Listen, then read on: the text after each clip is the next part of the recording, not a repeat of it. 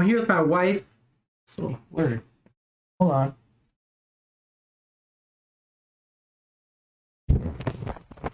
Okay, everyone. I'm here with my wife. Okay. So I am Steven's wife, and when I got introduced to D&D, Steven, I heard it through Steven.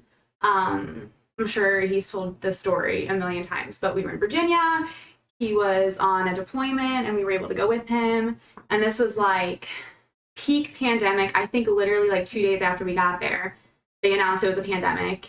And initial thought when you told me that was like I thought everyone was just using that as an excuse to kind of like get together and drink and like party because like they were doing out.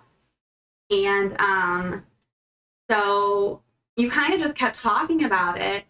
And from my perspective, you know, I sat and watched you kind of do, I don't know what you want to call it, maybe a one shot, like once or twice. And I just didn't know what the hell was going on. I had no idea about this game. I didn't understand it. And for those of you that don't know, something about Steven is that every once in a while something will pique his interest and he will become like super duper involved and like do his research and his homework and like need to know every little bit about this information. It just phases out and you move on to like whatever next, you know, piques his interest.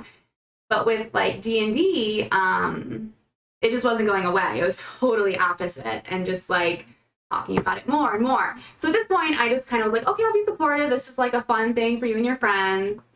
And that was that. And about a year later, he started talking about Critical Role. And that is when I started to become a little bit interested because that's like our jam. Like we really like the same movies, we like the same shows. When like he couldn't stop talking about Critical Role, I'm just like, what is going on? What is this? And you show me some like clips and stuff. And for a night, like I was like, you had it on, and I was like, oh, I could totally fall asleep to this show. That's awesome. I'll just fall asleep on the couch. And I wish I could remember exactly what episode it was, but it was the season when Avantika was there. Yep. And Campaign 2. And I started watching and like kind of started asking questions like, oh, okay, well, what's going on with this? Who's Jester? Who's Floor? Like, who are these people? Are they together? And like, I remember like I got up and you were like, oh, are you gonna finish campaign 2? We finished all campaign 2. Sometimes I got ahead of him, sometimes he got ahead of me. But that was when I was like, oh, okay, like this game's fun. Know me or know role-playing degenerates, you know that I've been doing a lot of DMing. I've been very involved in the community. But my wife actually watched all of a Critical Role campaign. So how do you explain Dungeons and Dragons to people who've never played? That's the question, right? That's like the main question because I always say this to you, time to explain to people that have no idea. So the main thing that people tell me is like, oh, it's a board game. And I'm like, no, it's not a board game. The best way I can describe it is just role playing and kind of making up the story as it goes. And you have to roll for everything you do and advantages and disadvantages. And you're going on all these quests and stuff. So, but that is the main question. I feel like we're always trying to figure out how to explain. Has the same, they all have different origin stories for D&D, but I usually hear the same line, is D&D, that's too nerdy for me. We always hear that on our podcasts. Everybody always talks about it being too nerdy. But how come when you start playing, it doesn't feel too nerdy? It's something that why this is a thing. I get why everybody like loves this game and is obsessed with it. Like you just have to kind of be in there and play first to understand it. I saw something funny, and it was about Nathan Fielder, how people don't know how to explain Nathan Fielder until they like watch Nathan Fielder, and that's kind of how I feel about D&D. You have to like be in it and play it to understand it. Yeah, for sure. It is one of those weird things that you hear when you listen about it, like someone explains a game, like that sounds dumb. And then when people... Well, it's not like any other game out there, that's for sure. My experience so far has been really, really good. I'm lucky because I get a special like behind the scenes you know, since you're a DM. So like before I even played, I would have him come to me and be like, oh, check out what I'm gonna do with this group and check out like this encounter and what we're gonna do here and all this stuff. So I got like a really cool behind the scenes of like special quests and stuff. So that was really interesting. But playing so far has been really, really fun. I'm in 2 campaigns right now, and they are completely opposites from each other. Even my characters in both campaigns are complete opposite from each other, but that's what I wanted. It's just a totally different vibe in each group, but it's really fun. And I think my characters, like if my characters were swapped, I don't think it would work. Like if Daylily was in, yeah, I don't think it would work. But I think they're perfect for each campaign. I think both of it is going really well. And I think it's really, really good so far. I think we got a good group. 2 good groups.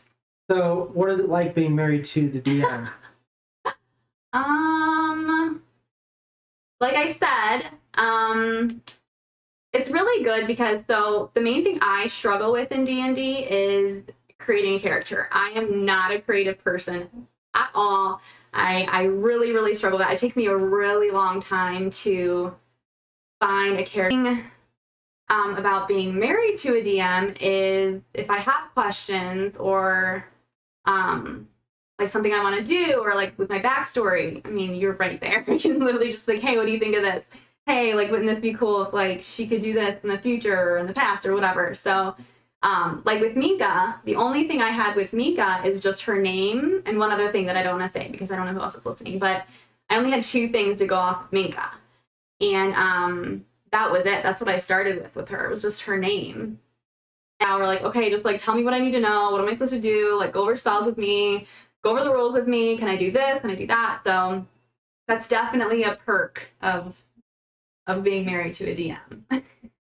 So when we talk about Critical Role and why it's so easy to get like excited about the game watching Critical Role, what is it about Matt Mercer and crew that make it so palatable for people who don't know what D&D is? Is it their energy? What is it? Yeah, I think it's everything. And I always joke about this with you whenever I watch some of your interviews is people are super hesitant to say that Matt Mercer is the GOAT, and it drives me insane. Matt Mercer is the GOAT. I will say it. I will be the first one to say it. Matt Mercer is the GOAT. He's the absolute best. He brings not only like the emotion and like sensitivity to it, but also like the fun and adventure. So he just brings all of that, and he's just so good. And I think too, at his house to start with, yeah, when they were called the Shits. Yeah, I think there's something super special to watch there because they all know each other on such a personal level, so they can really play and role play off each other. So there's nothing like it. And I always say too that watching Critical Role, if you've never seen it, it's almost like watching a table read. Where no one knows what the movie is. Watch it. So what has it been like playing with our new campaign with all these couples? And for those of you who don't know, the members of RPD, Role Playing Degenerates, were played before. So we would talk about it to each other, not our wives. But, you know, our wives started getting more and more into it. Now we actually have a couples campaign. It's a very large campaign. We have multiple couples, a few doctors in it, and it's really big, 8-person session plus the DM, so 9 total. So what has it been like playing with these other wives that are just getting into it?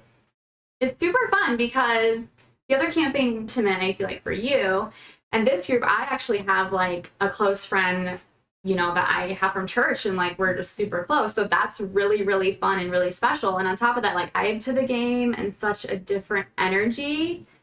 It's just like really, it just makes it way more fun when you have that connection too and those friendships. Yeah, it does. It does make it really fun. For those people, for those women out there who don't play, but are kind of interested in playing, and we get quite a few women who are like, you know, I want to know what D&D is, but I don't know where to play or how to play. Like, well, just do it. Just go ahead. Just like jump in and do it. And realistic, like that sounds great, but realistically, like for people like me who are extremely introverted, that is a terrifying thing to do. That is a terrifying thing to just jump into a game or people you don't know and just join and like role play. That's weird. I would never have been able to do it if you weren't the DM. So to play D&D, if you're like me and you're kind of nervous and it's super intimidating, number one is just I'd say, this might sound crazy, but like just watch Critical Role. Absolutely. You don't have to watch the whole campaign. You don't have to watch the whole episode. 20 minutes, 30 minutes. And the thing is, too, you don't even have to know about the rules. You don't have to know how to build a character. Just watch Critical Role and like see, just do things in the game. And if that's fun for you, then I would say the next step is, if you like that, is join a game where the DM is super close to you, like either a brother, a sister, husband, wife, girlfriend, boyfriend, whatever it is, because then this way that's going to make you feel most comfortable, and you know, you're able to ask like the same question 500 times, because that's what's going to happen when you first play D&D. So that would be the second thing, is definitely try to join a game. I know that might sound difficult, but join a game where you are in super close relationship and jumping in. Somebody that's never done it before, or somebody that's like super hesitant or has no idea how to play D&D. Yeah, it is always weird because it's a complex game. So, like, if you were to take D&D out of a package and try to play it like you would Yahtzee, there's probably a group or two out there that could do it. I couldn't do it. We couldn't do it. But it's very hard and complex. So you need someone to kind of teach you how to play the game, and then every DM has a different style, because you only play with me as the DM, so you don't know how somebody else's style is. And I hear everyone else is way more relaxed than me. I don't know if it's true or not. I've obviously played with a multitude of people. When I'm a player, I don't really care about, I'm just playing, so I don't really think about that. So let's talk about one of your friends, Hannah. The Nat 20. The Nat 20. Everyone probably thinks that's your wife, your TikTok wife. Yeah, everyone thinks my TikTok wife is actually my wife's best friend, Hannah. Virgin said, "Oh, I've always wanted to play that game, but I haven't had a DM." Well, I just so happened to be DMing at the time, so we started the couples game, which was really cool because my wife got to play with other females for once, and it was a good time. Unbeknownst to us, there was a star in that group. Her best friend Hannah did a couple videos for us. The first one she did, had 170,000 views. It went viral right away. So everyone calls her the Natural 20, based on the skit we did. What's it like been playing with your best friend? And isn't it kind of weird how both of you are very good at a game from starting out? Well, I think the reason why I'm good and she's kind of, osmosis. And just imitation. Honestly, it's just like you see how they interact with it. And I think interacting with your characters, with the other characters, is the most important part to D&D. I think that's the funnest part in D&D, and that's like where you're more interesting. So I really love that, and I think that's maybe why I was kind of good at it at first, because I watched all of Critical Role, so I kind of knew that part. And I think Hannah is so good at it because of her personality. She's naturally to her. She's like a natural born leader too. She keeps all of us in line when we like want to do different things and get crazy. So I think she's born for this game. Yeah, no, I think she is too. I've been calling her the DM's cattle dog, because when people get out of line and everyone starts having sidebars, she's like, "Hey, back to the storyline. What's going on next? What do we do?" Yeah. Which for me is amazing, because I don't want to have to tell everyone to be quiet every 5 seconds. Because we have 8 people doing 8 different sidebars, and some of it's about the game, some of it's about work, and we're trying to hone it in 4.5, 5 hours. So it's always awesome to have a DM's pet, and she's been like my DM's catalog. Yeah. Where do you see yourself in D&D? And I don't mean like next 5, 10, 15 years, this last question. Where do you see yourself evolving as a player over the course of these campaigns? I've been saying, like, from the start, I don't think I'd ever want a DM. I'm like, oh, I don't think I'd ever want a DM. I like being in somebody else's world and just like living in it. I don't necessarily like creating this world, like I said, because I'm not a super creative person. So to me, to just live in somebody else's world, I really, that's like, I just want to like evolve as a player and be better at role playing and be better at voices and being better at like making those relationships, especially with people who don't like to role play as much. I try to like to pull that out of them more and figure out how to do that. So. Yeah. I actually like, the more I get into D&D, the less I like combat. Mm-hmm. And now combat for me is fun to act out, like going into combat, and the drill is attached to these huge jowls and teeth and roll for initiative. Like, that's cool, and it's seeing everyone's excited to do combat. But like, if you're in combat for like an hour, It's like, oh my gosh, we've been in combat for an hour trying to kill this thing with 1,000 hit points. Yeah. Even for the DM, it gets to be a lot, and it gets to be draining.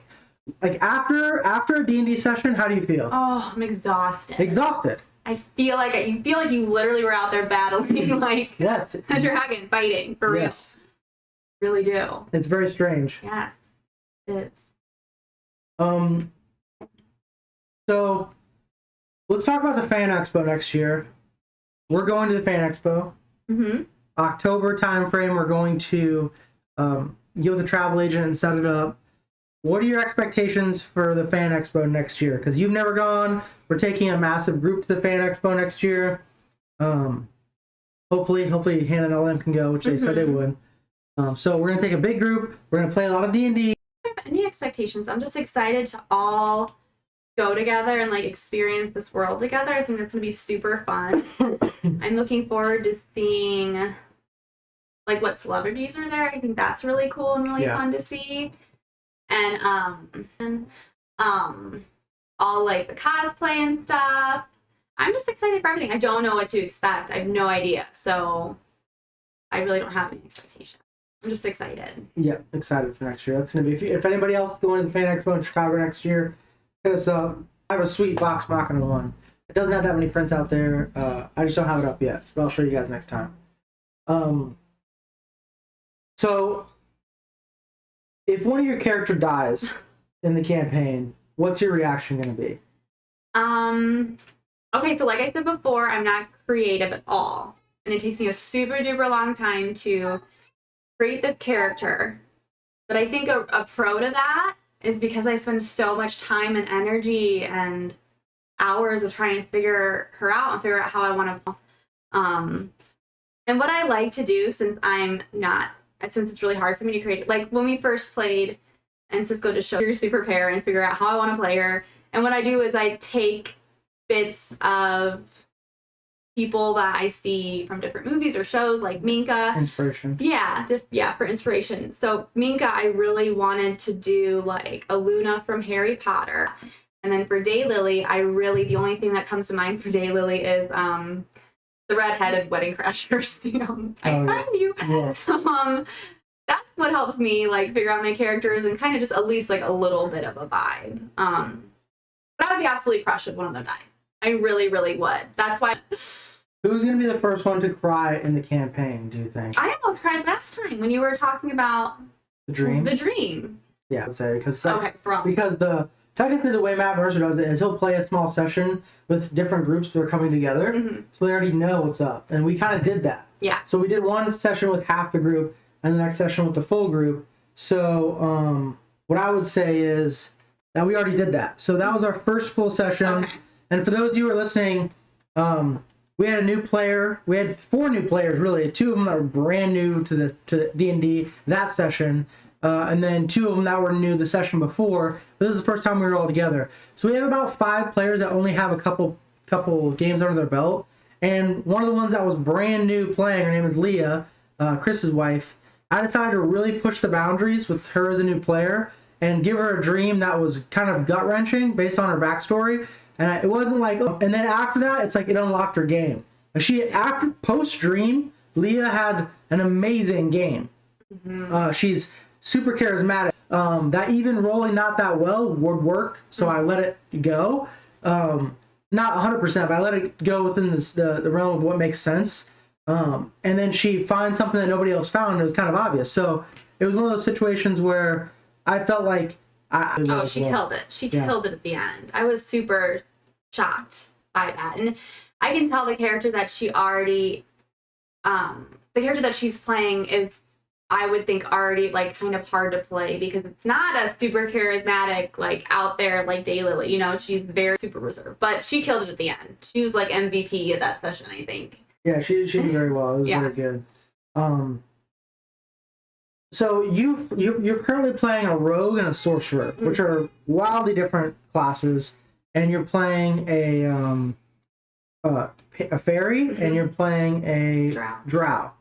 So looking at it now that you've created two characters, 2 races, and 2 different campaigns that are totally separate, what do you think what do you think the character choosing process is like now that you've done it twice? And Anything 2 times. I think now I'm gonna have to think of something completely different each time because it's just fun to play something different. You don't want to keep being, you know, a sneaky rogue fairy every time. You want to do something different. So I really do think from here on out I would have to do something different every time. But that's fun.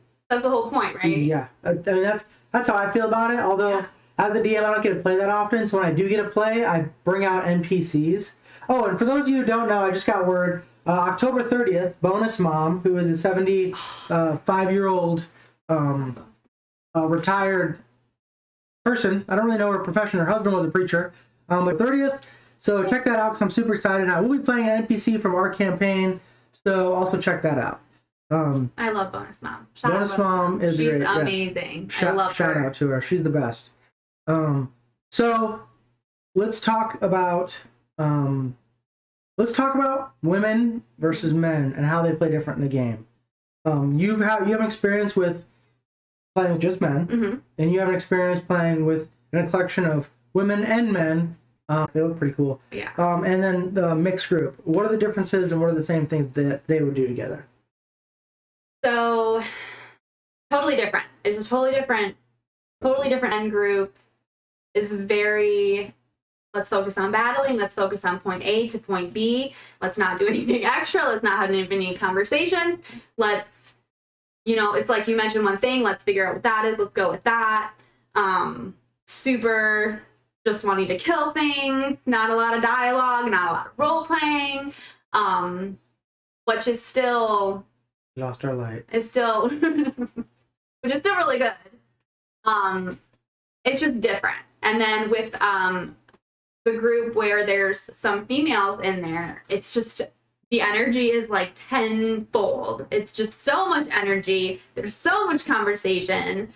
And there both can be like pros and cons to each group. But I don't know what an all-female group would be. I would assume complete madness. But I personally think that a group that has a mixture of both men and women, from just my experience, really is fun because you kind of get the men that want to do the battles and want to fight and be angry and drink. And I personally think that those kind of groups where it's a mixture of both is the best. Lost our light. Okay. Yeah, it is kind of cool to see how different the games change from, because I DM'd about 100 hours of straight all males, and I had the same experience. Clearly objective. Literally, it was hard for me the first couple sessions because I was writing in things that I thought watching Critical Role were going to take hours, and it took minutes. Like, okay, I'm going to have them go to the market, they're going to shop for an hour, and then they're going to go to the next destination. And I'm like, okay, and you see this market first. And then it was nice, though, because I went to the female one, I introduced a market, or I introduced, like, somebody who has seashells, and that's a 20-minute conversation, and we're getting into what is it called? Improv. I'm improving the way things work, and it gets my brain flowing more. Also, it's challenged me, because I had to improv the last time. I had to improv women's clothing, and I ate giant plates of shit trying to do it. I was just like, they're the thing that goes on your arm, but they're tight. And I was like, sleeves. And everyone's like, did you just try to describe sleeves and you couldn't figure it out? Because I thought the frills were sleeves. I thought the tight ones had a certain name. Obviously, I don't know what the hell I'm talking about. So that was fun. But let's talk about improv for a little bit. Yeah. This last session, I didn't have time. I didn't have time, like, at all to do any sort of prep. So because everything you guys do is improv. Yeah. Everything I do is usually planned out except for last time. So gauged off this last session, we had a double improv situation. How do you feel it went? I think it went great. Getting started on our adventure. People had to leave early, which, you know, is fine, but I feel like we barely did a battle. We barely really got into, like, anything really, really good. So it just left it was like a little tease. Like, I really wanted more. And I think we all able to understand what your character would do in this situation. Like, would your character go shopping? Or would she go to a bar? You know, like, you want to think, that's why I think having a backstory and everything is super important. It helps your improv, like, tremendously, because you need, you know, your character more. So I think it went well. I think this group that we have, this new group, improved really well. actually, and Yeah. really role plays pretty well so far. Yeah, no, I agree with that. Yeah. Wholeheartedly. So let's talk about where we think this group's going to go. For those of you who have never played D&D before, you're just trying to open a door and you can't do it. Where do you see this group we have now? Are they going to be more murder hobos, just wrecking everybody? Are they going to get really attached to some NPCs and don't want them to die? Are they going to get, into a religious cult? Are they going to try to join a bounty hunters guild? Where do you think this group's going to go? This, we'll call it the Perfectly Perfect Perfect. Jeez, we need to work on the name. The name right now is the Perfectly Perfect Perfect. We're getting What do you think it's going to get? I think we're gonna get into some trouble. Because Lily, she likes shiny stuff. If she sees it, she's gonna steal it for sure, 100%. And it's kind of a good mix though of wanting to kill, but then wanting to be heroes. You know what I mean? So it kind of where I don't know. That's a good question. If there is an anti-hero in the group, who is it?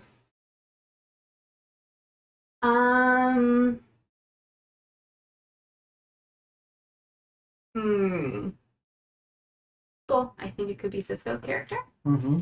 I think it could be.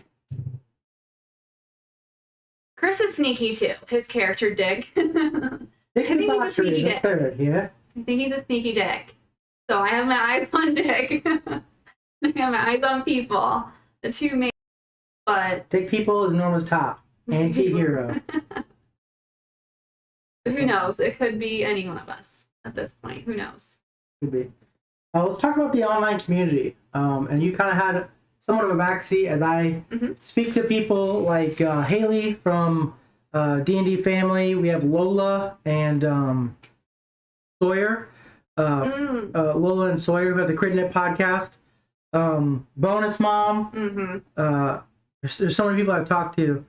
But our girl Cherish and Jordan.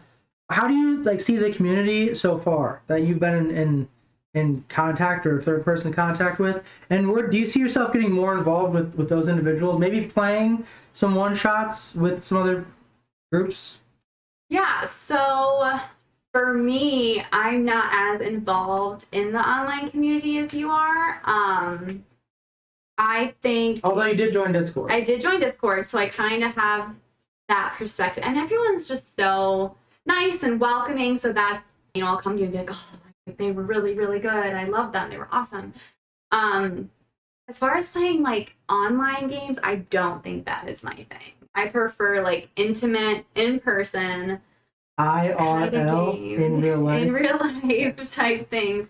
But I don't know. I've never tried it. I just feel like it wouldn't hit it for me. But that's just me. So I don't know. I think that this community is a really big community too. You guys have a ton of people on your Discord. We have 150. Yeah, that's a ton of people. It's just crazy. It's kind of crazy. I didn't realize this whole Discord world, internet, great for people to still do it that way. But as far as me joining any online games, I don't know. I don't know. We'll see. Talk to them, Lola and Sawyer. I'm like, man, I really want to play with those people. Yeah. Bad. Yeah. Or Mr. Dandy. I can't believe I forgot him. One of my favorite people we've met so far. So it sucks because I'll meet all these people. Bonus Mom. I'm so lucky so fortunate that I get to play one shot as a character with Bonus Mom as a DM, which is one of the highlights of my D&D career. So cool. But it's weird because you talk to these people and you get to one another, and then after the podcast, they're playing their game, I'm playing my game. So it's we're doing the same thing, but we can't play together. So sometimes it's kind of rough when you talk to these people you want to play. We've been talking about playing with Cherish forever. You just can't do it because she's got 2 campaigns. We have 2 campaigns. And for anybody who's played, 2 campaigns is a lot, especially because I'm the DM. So I don't have a lot of time to play games. It's kind of rough. It's one of the only problems in D&D is there's not quite enough time to play D&D. Oh, yeah. Because everyone has to sit down for so many hours. Everyone has to get on the same schedule. Yep. That alone is just super hard to do. It is very hard to do. What did you think of the? We'll talk about. That's not gonna. Some of my favorite videos that you guys did on TikTok Yeah. is when Chris must have done it. Is when he did the flashback from like Vox Machina to like the actual Matt Mercer like game. Those were the coolest videos. Oh my gosh, they were the coolest videos. I was obsessed with those. Like literally, I saw those. I was like, whoa, that's dope. That we didn't watch campaign 1, but it's good. It's good. You don't even, it does make me want to go back and watch campaign 1 though. But more time. Well, let's talk about the new D&D movie trailer. Okay. Have you seen it? I have. Seen it? What do you think? What do you think so far? I think it could be good. Yeah. I think it has potential. I think it has pretty good people in it too. And like the good thing, like I know you don't talk about Stranger Things, but like I think Stranger Things is such a huge gateway for D&D. Holy cow! Like that is really changing it up for D&D, and I think that this movie is just going to be add on to that. So I think that coming out, I think it's going to be good. I'm excited for it. I think it could be cool. Did you see the owlbear that was in it? No. You didn't see the owlbear in the trailer? I don't know. Maybe. There's a big bear that looks like an owl. You just have to rewatch it. That's why I put the owlbear in your encounter last time. Oh, so you just gotta be like, oh, I saw that. So, do you see anybody else? Well, I'll ask you this question. When you think about someone going from player to DM, like what comes to your mind? A lot of work. A lot of work. A ton of work. Like I see hours of prep. Mm-hmm. Because that's usually the norm, is hours of prep, hours of like typing stuff up, hours of looking through your books and looking to remember everything. Well, I think I don't. I make you. I mean, as DM, you make mistakes often. Have you seen any disputes in the game? So in our game so far, that have like, okay, let's stop and talk about this. Obviously, doesn't make any sense. In battle sometimes. In battle sometimes, but how many times? In battle. How many times? How many times does it's our son? Hold on, everybody. Kids are freaking out. We'll take a quick pause. Quick pause.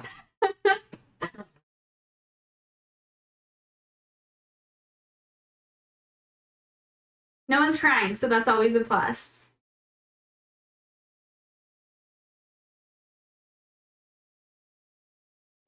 Maybe I'll roll a 20 and see what I get. No, 13. 11. Okay, sorry everybody. Our kids were going crazy. They weren't crying. So yeah, they're not crying. They're okay. So yeah, there's a lot of work. There's a lot of things, but for the most part, for those of you who are afraid to DM, don't get stuck in the weeds. There's a lot of rules. A lot of rules. I don't know. A lot of times you look it up on your phone, you make a decision. You have to spend 5 minutes to look at it. So don't get caught up, you players who want to be DMs, don't get caught up in all the mud. Like, honestly, we have new players play, and like, how do I play? The only thing I always tell them is just do something. I'll tell you what to do, how to do it, or if you can't do it. Yeah. And that's all it really is. I'm not the end-all, be-all for anything. So, Cisco wants to know, what's your favorite character in the group so far? Well, I think everybody has a good character. I don't know if I have a favorite. That's really hard. I think that Hilda at the end, she was fabulous. Nina kind of broke out of her shell too at that point and was really, really good. Hannah's like my sidekick, so it's like we're the two fairies. So that's fun. And then you have like Justin and Neil. They're just everyone's so good. I don't have a favorite. I have a feeling Neil's gonna be a dark horse, and he's gonna he's gonna come through at some times where the group's like, ooh, that's really good. Neil's great. Neil's a fabulous. He's gonna end in a TPK, or they finish the session. I don't think so. No.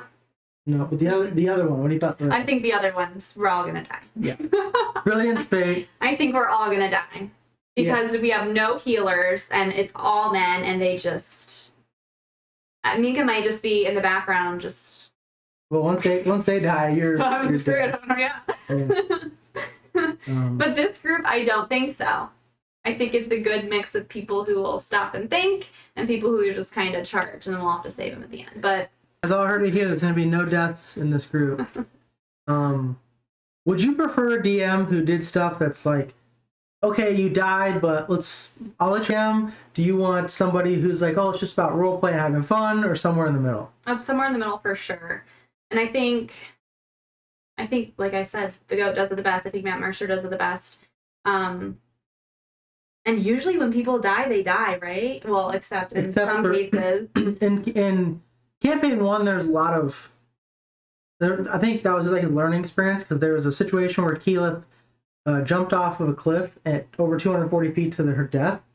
And she's like, I'm going to jump off the cliff. And like, okay, what do you turn into? She's going to polymorph, hit the ground, and technically she's dead. So, like, they're talking about it like, is Keyleth dead? And that's like, she's dead. That's it. Like, well over her double hit point, she's dead. Matt Mercer ended up saying, okay, you're alive in the game. But if you look at campaign 2, a lot more ruthless. Yeah. A lot more like, you're dead. You're done. You're done. And I think people kind of like that. So I think he's had a learning experience. He's DM'd as well. Yeah, for sure. I think I like how you kind of like, well, if it makes sense, then we'll do that. But if it doesn't make sense, it's stupid. Like it's gonna. So you think more about what you're gonna do in battle and stuff and in the game. So I like that. But I also do like the fact how anything's possible in D&D. So it's like maybe there is a point where you can resurrect somebody. You know what I mean? Resurrection, the first 5 or 6 levels, in case someone dies like tomorrow or next session, randomly, it's like, well, if you really attach that character, you can get him back, but it's going to cost you a huge. I mean, the other group can tell you, really, in Fate, it took them like anywhere from 5 to 7 sessions, and they're not even close to where they were originally. Their original storyline is like, if we ever get back to it, it'll be like lucky. That's how far it took them off their trajectory. So, yeah, I think that's somewhere in the middle. Like, you get one, but you got to figure it out. And if you guys say we don't want to spend 7 sessions, before we get to the last question, I want to tell everyone next week we have a lot of podcasts coming up. We have one this Thursday. That's going to be someone met at the Fan Expo. We have one next Monday and Thursday, which I don't know who they are because I haven't looked at the schedule yet.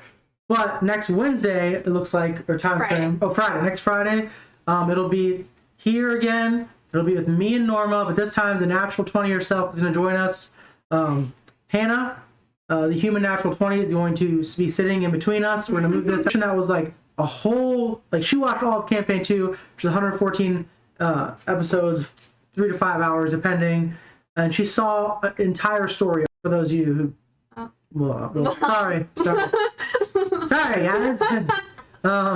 But so Norma actually got to see all of that, so she knew what everything was. Like, if you watch Critical Role and then you go to play, you don't need to know what advantage was. Which, even though she watched the entire Critical Role, she rolled advantage for the first time, and she's like, is that all advantage is? Yeah. Like, yep, that's it. So even though you don't know the game mechanics, you understand how it's supposed to be played. Walked in, sat at the table, and played like she's been playing for years. Which was kind of shocking. Because I remember me and Cisco were kind of looking at each other like, okay, you guys are going to understand your characters.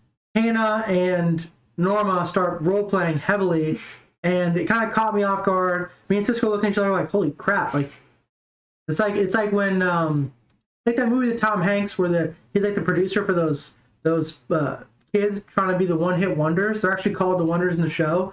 And like they play the song, and they the best song ever, and Tom Hanks like, I think we got something here. It was like that.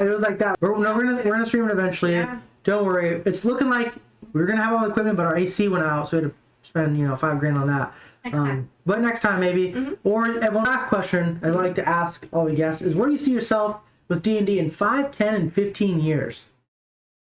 So, in 5 years, honestly, I hope that this group's still going. I hope that this group we have right now is still going, because I think that would be super dope. I hope too that like we can stream it and people get to like know our characters and like that, and like what we're doing. 'Cause I honestly think this is such a good group. Like, I really, really do. I really believe in us. And I don't know if I'm just being biased or what, but I think it's a fabulous group. Are we going to be doing another campaign in 5 years? Are we doing the same one in 5 years? What do you think? Are we finishing the perfectly perfect perfects, and you guys will be level 1 with something else? Oh yeah, baby. Or are we going to be in perfectly perfect perfects for the next 5 years? I think we're gonna. I want the perfectly perfect perfects to be 5 years strong. Maybe coming to an end at that point. Maybe, like I said, maybe that's like the ending, and then we're on to like a different a different adventure. That's what I hope in 5 years. In like 10 to 15 years, I hope that the boys could be playing. I hope we could be playing with the boys by that point. Well, we have our son plays Hero Quest with another boy, and so he can't play. It's like his family owns a lake on a town, and they go out. It's like religion for them. So even though he's huge into D&D, he cannot play. So what we do is every other Tuesday, usually, my son goes over there. They're the same age, they're both 7. They play a game called Hero Quest, which is like a little kid's version of D&D. It's amazing. They both play. They both use spells. They both use actions, but it's on a board. They both do combat. So both those boys got a family group. I think in 10, 15 years, that would be my goal, because especially like we keep talking about Bonus Mom, who I'm obsessed with. That is what kids as they get older in different ways, and seeing like her being able to connect like with her son and even like her son's wife as grown adults, which is super difficult to do, especially with like a mom and son. Yeah. That is like the ultimate goal. That really, really like touched me and was super, super cool to see that. Yeah. Totally respect that. So like that's what I would hope. I hope that we're able to like connect with them on this like fun, different level. So in 15 years, I think that would be super cool to start something with them. Oh yeah. If we went on vacations as like groups together and we got to play D&D with our whole families on the vacations, that would be like so much fun. It's ridiculous. Like me and my family, we played Settlers of Catan, and it was my grandmother's funeral, and we played about like 13 hours of Settlers of Catan. Introduced my niece, who's actually older than me. It's a weird story, and her family to it. And they played with us till like 3 a.m. on the last day, because they're like, "Oh, this is weird." But the last day they played, so now they texted me like, We're gonna buy Settlers of Catan. I can't wait to play again." And I'm like, "Man, Settlers of Catan's cool, but D&D is like the game. It is the game. D&D, Pathfinder, Warhammer, Warhammer's a little different, but all those TTRPGs are kind of all the same. But whatever one you like, it's our families. Mm-hmm. I would love to have a family campaign. When I'm 50, 60 years old, ready to retire, and I'm just running games for my family. All right, everyone, we're gonna end it there. It was a good podcast. This is my wife. She'll be popping in and out regularly in the videos and with Hannah in the podcast. When we don't have a lot going on, we'll just throw up a podcast, talk to people. Otherwise, it's been a good time. Norma, how was your first podcast experience? It was fun. Thanks for having me. Mm-hmm. Super fun. Okay, everyone, so we'll see you guys next time. If you have any questions, roll dice. Keep rolling dice, and